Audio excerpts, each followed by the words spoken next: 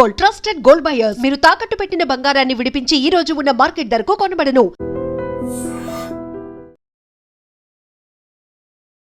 దేశవ్యాప్తంగా సంచలనం కలిగించినటువంటి ఢిల్లీ మద్యం కేసుకి సంబంధించి రౌస్ ఎవెన్యూ కోర్ట్ 23 మంది నిందితులకు భారీ ఊరట కలిగించింది. ఢిల్లీ మద్యం విధానంపై సిబిఐ కేసులో మాజీ సీఎం అరవింద్ కేజ్రీవాల్ సహా డిప్యూటీ సీఎం మనీష్ సిసోడియా, అలాగే తెలంగాణ జాగృతి అధ్యక్షురాలు కవితకి ఇప్పుడు భారీ ఊరట లభించింది.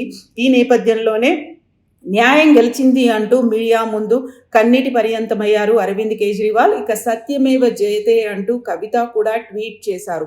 సో ఢిల్లీ మద్యం పాలసీ కేసు నుంచి కేజ్రీవాల్ను డిశ్చార్జ్ చేసింది rows avenue CBI court. Aam Aadmi పార్టీకి చెందినటువంటి మాజీ సీఎం, మాజీ డిప్యూటీ సీఎం సహా 5గురిని గతంలోనే జైల్లో పెట్టారు. దీనికి సంబంధించి ఇప్పుడు దేశవ్యాప్తంగా చర్చనీయాంశమైనటువంటి ఈ కేసు, అందులోనూ ఎక్సైజ్ పాలసీకి సంబంధించి 23 మంది నిందితులను విముక్తి చేసింది. ప్రత్యేక న్యాయమూర్తి జితేందర్ సింగ్ దీనికి సంబంధించి తీర్పును కూడా ఇచ్చారు. సిబిఐ తీర్పులో తీవ్రమైనటువంటి లోపాలు ఉన్నాయని రౌస్ ఎవెన్యూ కోర్టు వ్యాఖ్యానించింది. వేలాది పేజీల ఛార్జ్ షీట్లో సాక్ష్యాలతో మద్దతు లేని అంశాలు ఉన్నాయంటూ రౌస్ ఎవెన్యూ కోర్టు పేర్కొంది. సిబిఐ చేసినటువంటి ఛార్జ్ షీట్లో మిస్లీడింగ్ అవర్మెంట్స్, అంతర్గత విరుద్ధతలు ఉన్నాయని న్యాయమూర్తి వ్యాఖ్యానించారు. మనీష్ సిసోడియాపై ప్రాథమిక కేసు నిలబడే ఆధారాలు లేవని కోర్టు స్పష్టం చేసింది. ఇక కేజ్రీవాల్ను సరైన ఆధారాలు లేకుండానే కేసులో ఇరికించారని, అరెస్ట్ చేశారని కోర్టు వ్యాఖ్యానించింది. రాజ్యాంగ పదవిలో ఉన్నటువంటి వ్యక్తిపై ఆధారాలు లేకుండా ఆరోపణలు చేయడం చట్టపరంగా సరైంది కాదని రౌస్ ఎవెన్యూ కోర్టు అభిప్రాయపడింది. వీరితో పాటుగా ప్రధాన నిందితుడిగా పేర్కొన్నటువంటి కుల్దీప్ సింగ్ పై కూడా స్పష్టమైనటువంటి ఆధారాలు లేవని కోర్టు వ్యాఖ్యానించింది. సిబిఐ దర్యాప్తు అధికారిపై శాఖాపరమైనటువంటి విచారణకు కోర్టు ఆదేశాలు కూడా జారీ చేసింది. ఇక ఈ కేసుకు సంబంధించి ఢిల్లీ మాజీ డిప్యూటీ సీఎం మనీష్ సిసోడియా సుమారు 530 రోజుల పాటు జైల్లో ఉన్నారు. అలాగే మాజీ సీఎం అరవింద్ కేజ్రీవాల్ సుమారుగా 156 రోజుల పాటు జైల్లో గడిపారు. దీంతో పాటుగా తెలంగాణ జాగృతి అధ్యక్షురాలు ఎమ్మెల్సీ కవిత కూడా గతంలో దాదాపుగా 6 నెలల పాటు జైల్లోనే గడిపి వచ్చారు.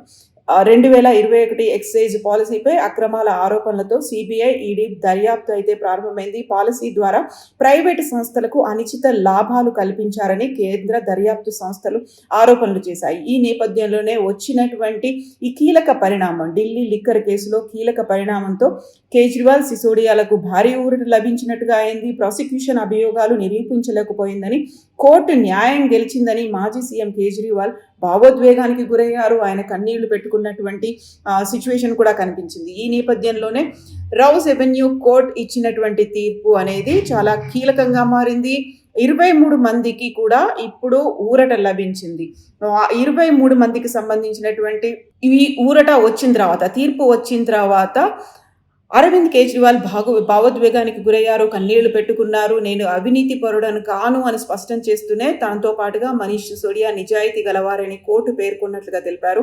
ఈ కేసు పూర్తిగా రాజకీయ ప్రేరేపితమైందని ఆరోపించారు కేజ్రీవాల్. ప్రధానమంత్రి నరేంద్ర మోదీ సహా కేంద్ర ప్రభుత్వంపై రాజకీయ కుట్రలకు సంబంధించినటువంటి ఆరోపణలు చేశారు.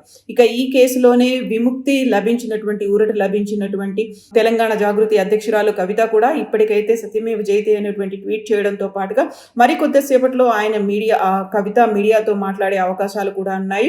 ఇక ఇప్పటిదాకా ఈ కేసులో అరవింద్ కేజ్రీవాల్, మనీష్ సిసోడియా, కల్వకుంట్ల కవిత, సంజయ్ సింగ్, విజయ్ నాయర్, సమీర్ మహేంద్రు, అభిషేక్ బోయినపల్లి, అమిత్ అరోరా, దినేష్ అరోరా, శరత్ చంద్రారెడ్డి, మాగుంట శ్రీనివాసులు రెడ్డి, మాగుంట రాఘవరెడ్డి, అరుణ్ రామచంద్ర పిల్లై, బుచ్చిబాబు గోరంట్ల, బినయ్ బాబు, గౌతమ్ మల్హోత్రా, రాజేష్ జోషి, పంకజ్ భట్నాగర్, సి అరవింద్, యోగేష్ గుప్తా, సందీప్ గుప్తా, చన్ప్రీత్ సింగ్, ఆశీష్ కుమార్, ఇలా 23 మందికి అయితే మద్యం కేసుకి సంబంధించి ఊరట లభించింది.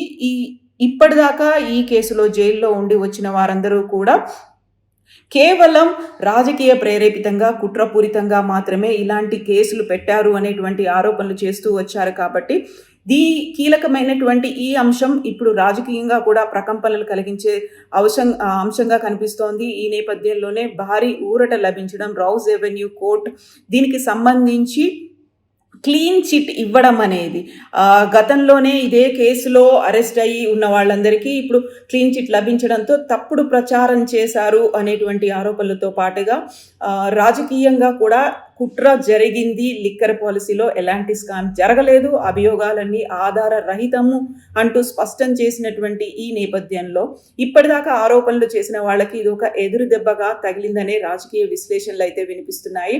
సో ఒక దేశవ్యాప్తంగా సంచలనం కలిగించినటువంటి ఈ కేసులో క్లీన్ చిట్ లభించడం మీద ఆనందం వ్యక్తం చేస్తున్నారు. ఎట్ ద సేమ్ టైం జేబు సంస్థలుగా సిబిఐని, ఈడీఏని కేంద్ర ప్రభుత్వం ఎలా వాడుకుంటోంది అనడానికి ఇది ఇంకొక ఉదాహరణగా ఇప్పటికీ భారీ ఊరట లభించినటువంటి 23 మంది అయితే చెప్తున్నారు.